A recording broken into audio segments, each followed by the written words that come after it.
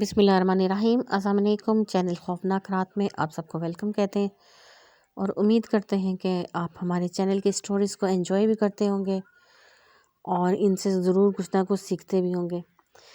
آئیے بڑھتے ہیں آج کی کہانیوں کی طرف، جو کہ بہت ہی خوفناک بھی ہیں اور یقیناً آپ کو ان کو انجوائے بھی کریں گے اور ان سے کچھ نہ کچھ سیکھیں گے بھی۔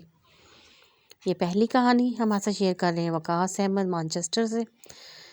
وقاص کہتے ہیں کہ یہ سٹوری ایک ایسے لڑکے کی ہے جو کہ منگلا ڈیم کے پاس رہا کرتا تھا اور اکثر وہ دوسرے تیسرے روز جا کے منگلا ڈیم پر پانی سے مچھلیاں پکڑتا تھا۔ وہ کشتی میں بیٹھ جاتا تھا اور ڈیم کے اندر ساتھ کشتی چلاتا جاتا تھا اور مچھلیاں بھی پکڑتا تھا۔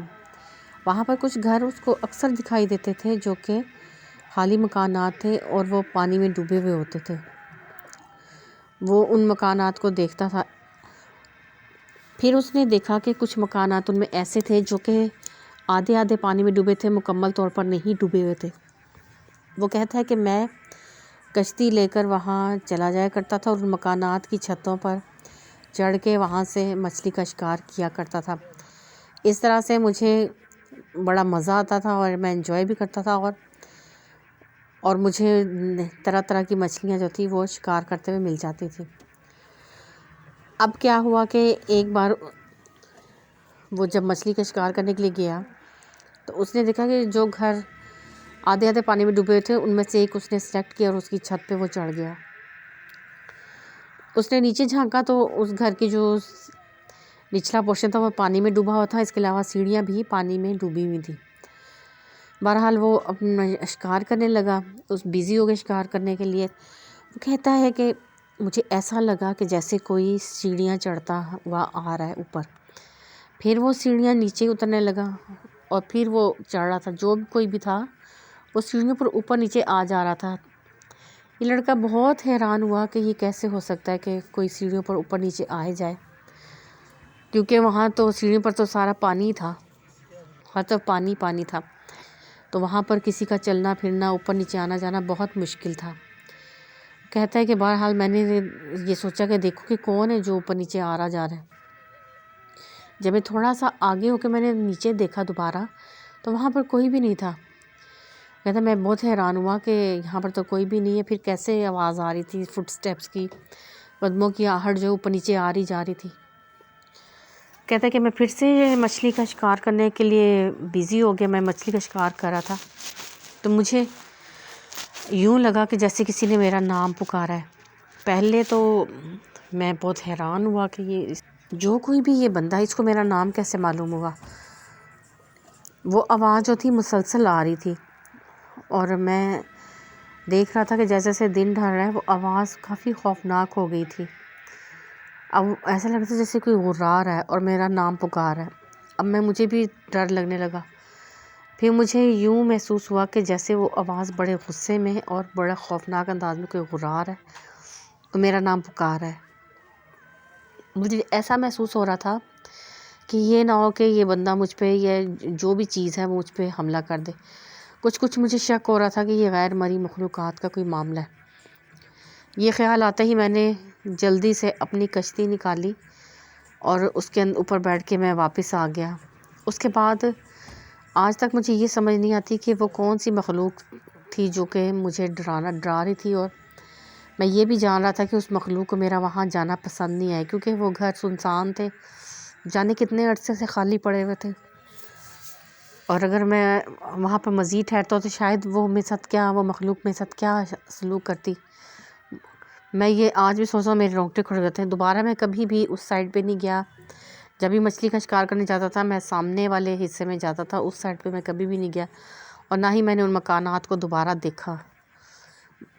یہ تھی میری کہانی جو میں نے آپ کے ساتھ شیئر کرنی تھی۔ بہت شکریہ آپ کا، آپ نے اپنی سٹوری شیئر کی اور وقاص بھائی نے یہ سٹوری ہمارے لیے سینڈ کی، اور بہت شکریہ وقاص بھائی۔ اللہ تعالیٰ آپ کو جزا دے۔ آپ ہمارے چینل کو ڈیلی سٹوری اپلوڈ کرتے ہیں اور ہمارے چینل کو سپورٹ کریں۔ اللہ تعالیٰ آپ کو اس کی اجر دے اور اللہ تعالیٰ آپ کو صحت دے۔ یہ دوسری کہانی ہم آپ سے شیئر کریں شاہ جہان لاہور سے۔ شاہ جہان کہتے ہیں کہ میں کوٹ لکھپت کا رہنے والا ہوں اور ہمارے گھر کے قریب ہی میرے دوستوں کے گھر بھی ہے. تقریباً ایک دوست کا گھر جو ہے وہ آدھے گھنٹے کی مسافت پر ہے اور باقی اسی طرح سے قریب قریبی ایک دوسرے کے رہتے ہیں. وہ کہتے ہیں کہ ہم لوگوں کو انوائٹ کیا تھا ہمارے دوست نے جو آدھے گھنٹہ دور رہتا تھا. اس نے ہمیں انوائٹ کیا تھا کھانے کے لیے رات کے. ہم لوگوں نے کھانا کھایا اور اس کے بعد ہم نے سوچا کہ بجائے ہم کوئی ٹیکسی رکشہ لیں ہمیں پیدل گھر جانا چاہیے تاکہ ہمارا کھانا بھی ہضم ہو جائے گا اور تھوڑا ہماری واک بھی ہو جائے گی. یہ سن کر وہ جو دوست تھا جس نے ہمیں میزبان تھا جو ہمارا وہ بھی ہمارے ساتھ ہی چل پڑا.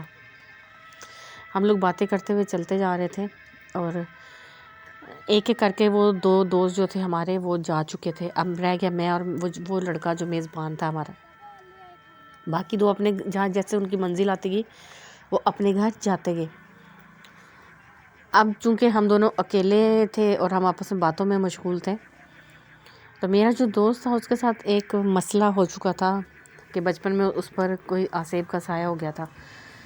تو وہ اب ذرا سا کسی جگہ پر ایسی کوئی چیز یا ایسے معاملات ہوتے تو وہ فوراً سمجھ لیتا تھا.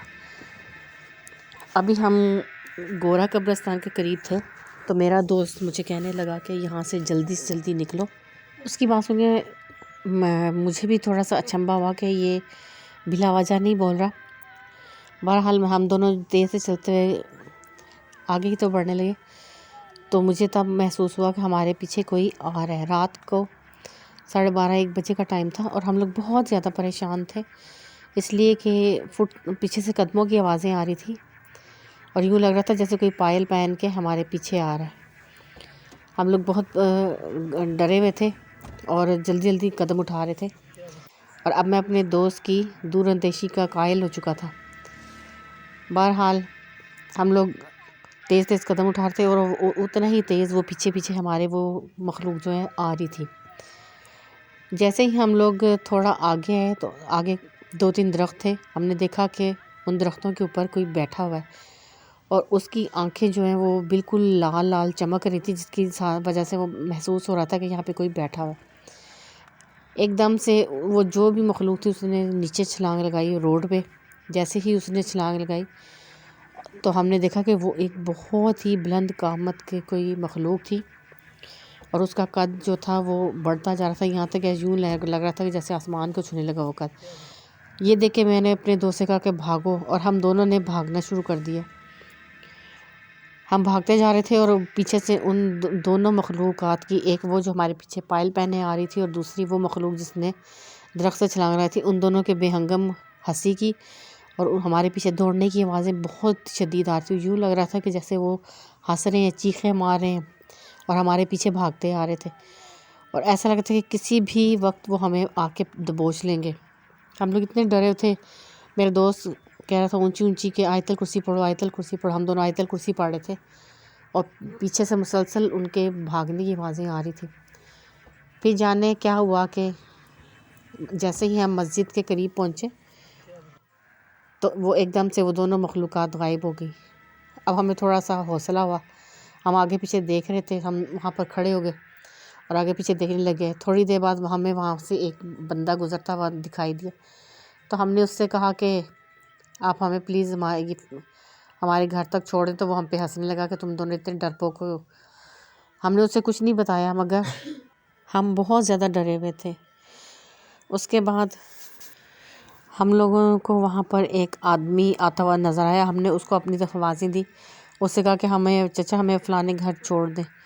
وہ بندہ بہت حیران ہو رہا تھا ہمیں دیکھ کے کہ جوان بندے اور ڈر رہے ہیں لیکن اس نے پھر بھی کوئی بات نہ کی اور ہمیں ہمارے گھر تک چھوڑ دیا. اس دن کے بعد ہم لوگ کبھی بھی لیٹ نائٹ میں یوں سیر کرنے یا واک کرنے کے لیے باہر نہیں نکلتے تھے. یہ تھی ہماری کہانی. بہت شکریہ آپ کا. آپ نے اپنی سٹوری ہمارے ساتھ کی اور ہمارے چینل کو سپورٹ کیا. امید ہے کہ یہ آج کی سٹوریز آپ لوگوں کو پسند آئی ہوگی. آپ کو ہماری سٹوریز پسند آئے تو ہمارے چینل کو سبسکرائب کریں. ساتھ میں بیل آئیکن کو ضرور پریس کریں اور اس کے علاوہ ہماری سٹوریز کو لائک کریں شیئر کریں اور اپنی فیڈ بیک ہمیں ضرور دیجیے گا. اچھا نہیں تو برا ہی صحیح مگر اپنا فیڈ بیک ہمیں ضرور دیں. ٹیک کیئر. اللہ حافظ. Thanks for listening and keep listening.